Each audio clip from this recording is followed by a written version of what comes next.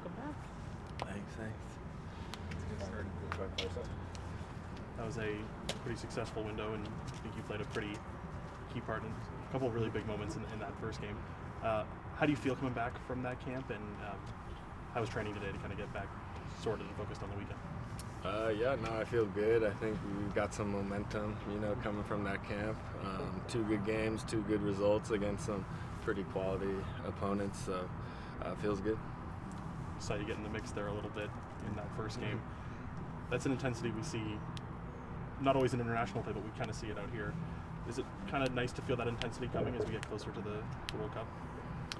Yeah, definitely. I think the guys kind of, getting behind each other, recognizing, we're playing for something bigger than ourselves and things like that. I think the guys are excited to fight and compete and to show what they have, both individually and collectively. And I think that kind of, energetic spark, that type of, aggression and competitive edge kind of came out. This team has done well against Messi in Miami. Without giving too much away, what has worked well for you guys against one of the biggest soccer stars in the world? I think overall probably just our intensity. We've got a good group of guys that play very intense and play together as one, as a unit. And I think when we do that, we're at our best. Looking back, Miami didn't score against you guys this year, and you're one of the few teams that has not allowed a goal to Messi. Is that something that you think of? Is that something you take some pride in? Is that? No, I don't think it's something that we really think of. I think we just go in with the mindset we have to win, and I think that's what we'll do this Sunday. Obviously it's do or die, so every moment matters, every moment counts. So we just gotta, go out and continue to play with, aggression and fight for every moment. We were speaking with Pavel and Evander here, and we kind of asked a similar question in terms of, is there a mindset that you have to take in when you're playing against players, there's obviously a lot of name recognition on that side, but you guys have not really cared about that the last 2 years in your success here. Is there a reason you guys have been able to find success that you think maybe others have not, and take that confidence into this game? Is there something there? Yeah, I think overall it's just, 11 men against 11 men. We just got to recognize that it's a team sport, and if everyone does their job and, can compete and play at their best, we should be in a good spot. And how important is it that the game is here in front of your fans? Yeah, definitely. It's definitely big for us. It kind of shows the quality that we had over the course of the season. So you're definitely grateful to have the game at TQL. I think obviously the fans give us a boost and a lot of energy to keep going forward and put on a strong performance. This team over the years under Pat Noonan has been really good in tight games. What's been kind of the key from Pat Noonan's leadership and the way he has you guys playing? Why do you think he's been so successful?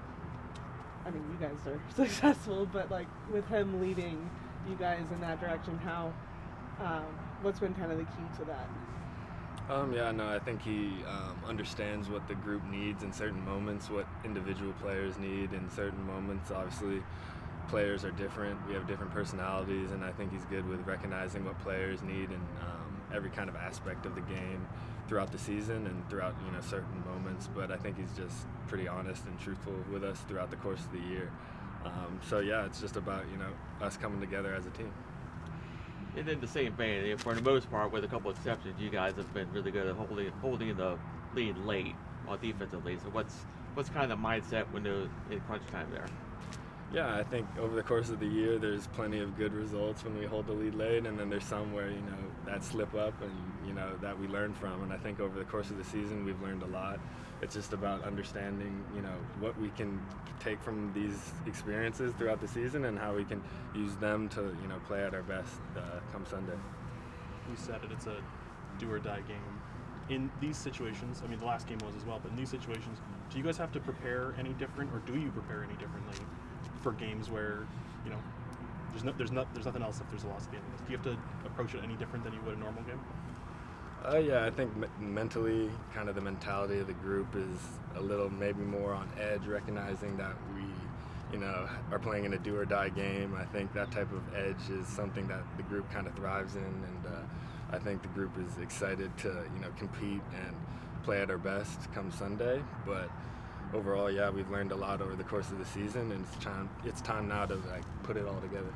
If there's an element to this game on Sunday where you're thinking we did that really well, and that leads us to a win, what's that element of that game? I'd say just staying switched on mentally in both the offensive and defensive, thirds. If we can be, elite in those moments of the game, those small margins, if we stay true to ourselves and stay committed to the team, I think we should be good. Thanks, Miles. Thank you, Miles.